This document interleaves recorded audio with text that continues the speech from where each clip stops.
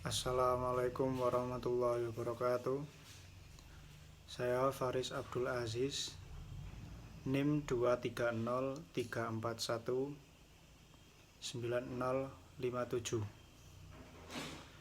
Di sini saya akan menjelaskan atau menjawab soal ujian tengah semester sosiolinguistik.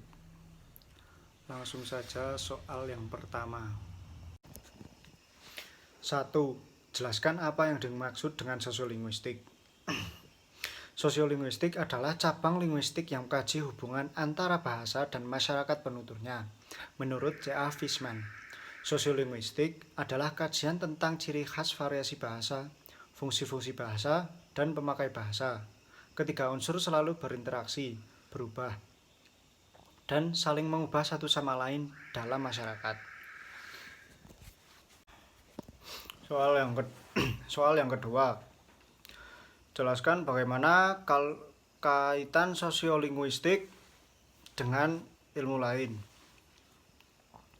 Cakupan sosiolinguistik akan semakin jelas jika dilihat hubungan sosiolinguistik dengan ilmu lain yang terikat seperti sosiolinguistik dengan sosiologi. Sosiolinguistik digunakan untuk membahas aspek-aspek kemasyarakatan, khususnya variasi yang terdapat dalam bahasa yang berkaitan dengan faktor-faktor kemasyarakatan atau sosial.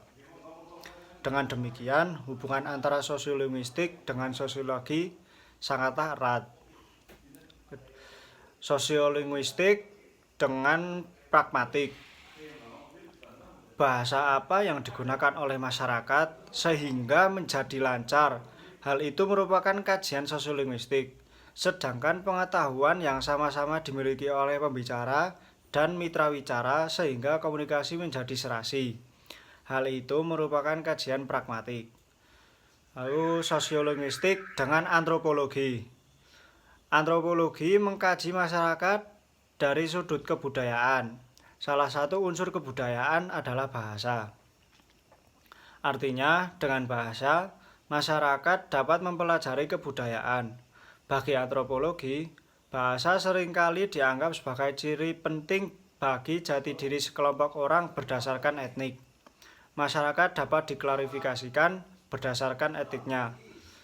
Setiap etnik akan berkomunikasi dengan etnik lain. Bahasa yang akan digunakan oleh setiap etnik jika berkomunikasi dengan etnik lain itu merupakan kajian sosiolinguistik. Soal yang ketiga. Apa yang dimaksud dengan kelas sosial?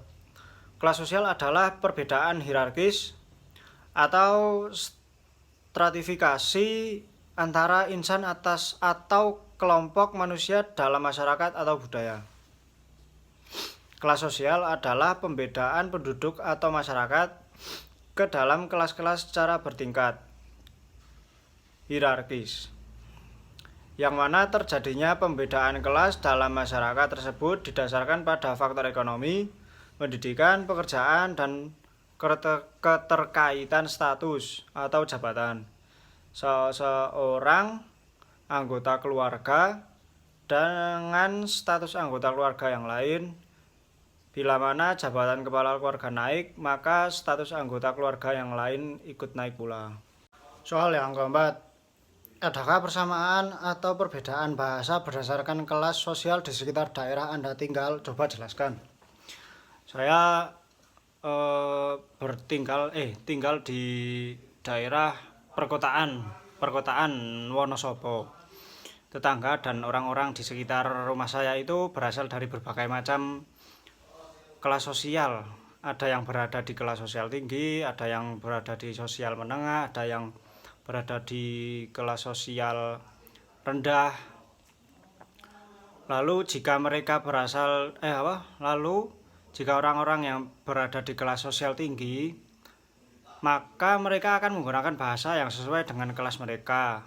Sama halnya dengan orang-orang yang berada di kelas sosial rendah, menengah atau rendah. Namun jika mereka berkumpul dengan bersama-sama berasal dari kelas sosial tinggi, menengah, dan menengah dan rendah berkumpul dan membicarakan sesuatu hal, maka mereka akan berbicara dengan bahasa yang umum yang dapat dimengerti oleh semua orang dan tidak terpacu oleh kelas sosial yang ada. Jadi intinya tidak ada perbedaan bahasa menurut kelas sosial yang terjadi di daerah tempat tinggal saya. Semua dilakukan sesuai kondisi pada saat itu juga dan siapa lawan bicaranya. Soal yang kelima, jelaskan perbedaan dialek sosial, dialek regional, dan bahasa. Dialek sosial adalah dialek yang dipakai oleh kelompok sosial tertentu atau yang menandai strata sosial tertentu. Misalnya dialek remaja. Dialek regional merupakan variasi bahasa yang dipakai di daerah tertentu, misalnya bahasa Indonesia, dialek Ambon, dialek Jakarta, dialek Medan. Bahasa adalah sistem lambang bunyi yang arbiter dan digunakan oleh anggota sesuatu masyarakat untuk bekerjasama, berinteraksi, dan mengidentifikasi diri. Soal yang keenam, apa yang dimaksud dengan alih kode, campur kode, dan diagnosia? Alih kode adalah gejala peralihan pemakaian bahasa karena berubahnya situasi. Campur kode adalah pemakaian dua bahasa atau lebih dengan saling memasukkan unsur-unsur bahasa yang satu ke dalam yang lain secara konsisten. Diagnosia adalah gambaran peristiwa di mana dua variasi satu bahasa hidup berdampingan di dalam suatu masyarakat dan masing-masing mempunyai peran tertentu. Soal yang ketujuh, adakah persamaan atau perbedaan bahasa berdasarkan gender di sekitar daerah Anda tinggal? Coba jelaskan.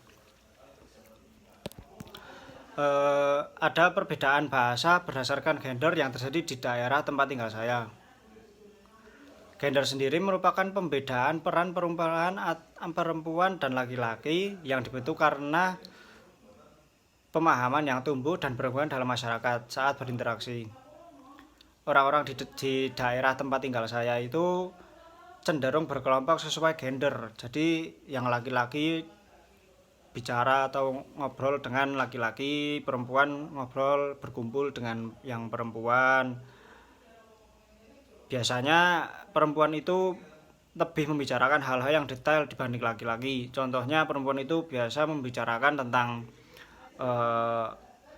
posyandu atau PKK atau arisan dan lain-lain. Sedangkan untuk laki-laki itu atau para bapak-bapak lah ya, berbicara tentang jaga pos, lalu kerja bakti, berolahraga, terus voli, ya intinya olahraga kampung, menjaga keamanan kampung, dan lain-lain. Sekian jawaban dari saya, kurang lebihnya mohon maaf. Wassalamualaikum warahmatullahi wabarakatuh.